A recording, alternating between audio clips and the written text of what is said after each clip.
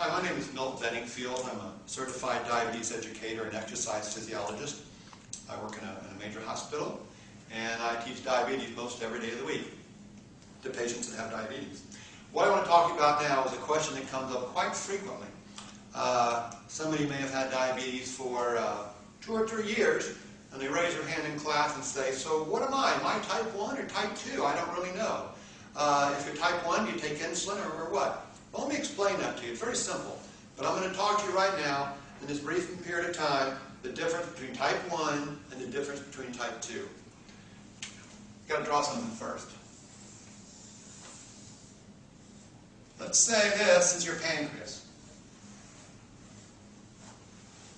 It's not quite this big, and it looks a little bit different, but we'll go with this for now. These little circles are beta cells. Beta cells make insulin. And insulin is what's necessary to get sugar out of your blood and into your cells. Without insulin, there's no way that you're going to be able to get sugar out of your blood vessels and into your muscle cells, fat cells, or liver cells. Right now, we'll just put up 2 of these. Again, the only way to get sugar out of your blood and into your cells is if insulin picks up the sugar from your blood and takes it to your cells. There's no other way to get the sugar out of your blood. You may have heard that sugar gets burned up when you exercise. That's true. But that only happens once it's in the muscle cell. It doesn't get burned up while it's in the blood. It's got to get in the cell where it can be metabolized. So again, here's your pancreas, here's your beta cells, which make insulin. When sugar enters your blood from a recent meal, the beta cells will wake up and start making insulin. Once the insulin is made, the insulin is dumped in the blood, and once it's in the blood, it grabs a hold of the sugar and then takes the sugar out of the blood and over to a muscle cell, fat cell, or liver cell. Once the insulin takes the sugar to the cell, it actually opens the door and helps the sugar get inside. Without insulin, you can't get the sugar out of the blood and into the cell. And the sugar levels will accumulate and you'll get very sick. Now, let's say that last night, let's say we're talking about me. Let's say last night, while I was sleeping, my beta cells were killed. They were actually murdered. It's true, they were murdered. They didn't just die, they were murdered. What killed them? Let's pretend it's cold and flu season. And all of y'all in here are coughing and sneezing, and there are germs everywhere. And I inhale them, and I get some in my sinuses and some in my lungs. Once that happens, my immune system will be notified. There's germs up here and down here. My immune cells will travel to my lungs, kill the germs, hopefully travel to my sinuses and kill the germs.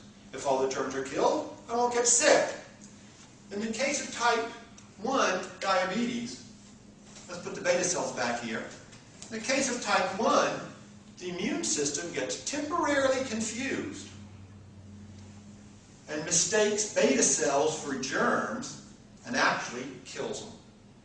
One part of your body is actually destroying another part of your body. Doesn't happen very often, but when it does happen, you end up with type 1 diabetes. Type 1 diabetes is called an autoimmune disorder.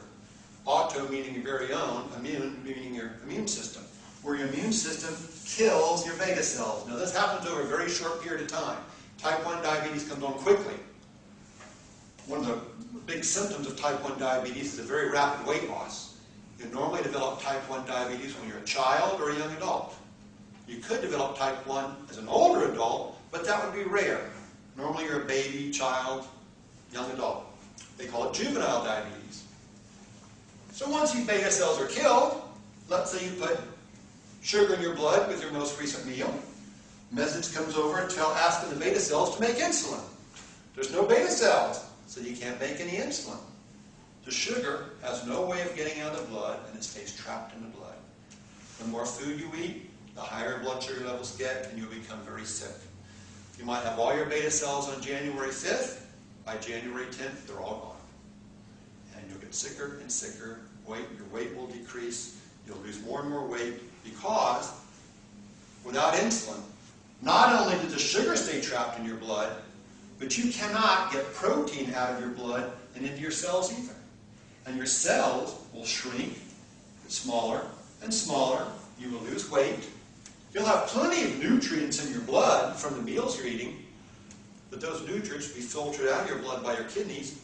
You'll get rid of them, and none of those nutrients can actually get in your cells. So your cells basically starve and you lose weight. You look like a mal-fed individual. So type 1 comes on quickly. It's characterized by a rapid weight loss. You normally develop it when you're a child or a young adult. Since you don't make any insulin, you have to inject insulin every day. And if you figure out how much sugar you're putting in your blood with every meal, and you take the right amount of insulin to get that sugar out of your blood and into your cells, your blood sugar levels are normal. One misconception is that type 1 is worse than type 2, because with type 1 you must take insulin.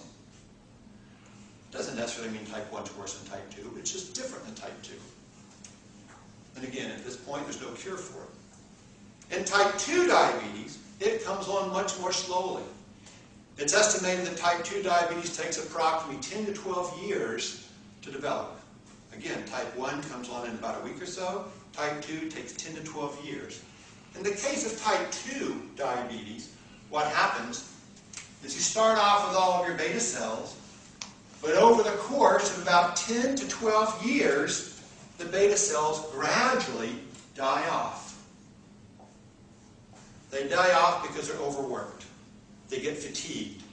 So in type 1, the beta cells are killed by the immune system very quickly. Type 2, the beta cells die off slowly, and they die because of overuse or exhaustion. Once about 50% of the beta cells have died, there's no way the remaining beta cells can make enough insulin to get the sugar out of the blood and into the cells. So now you have an elevated blood sugar and you have type 2 diabetes. What causes these beta cells to die is overwork. Because what happens if the person is overweight, doesn't get much exercise, and eats a whole lot of carbohydrates or sugars, what happens is, particularly if the person is overweight and doesn't get exercise, what happens is it ends up taking a lot more insulin to get the sugar out of the blood and into the cell, which means the beta cells have to make a whole lot more insulin for a period of about 10 years, and so like anything else that's overused, it wears out. Usually the causes for type 2 are being overweight, particularly over fat, and not getting enough physical activity. Type 2 is considered a lifestyle illness that used to be called adult onset, but now it's just simply considered a lifestyle illness.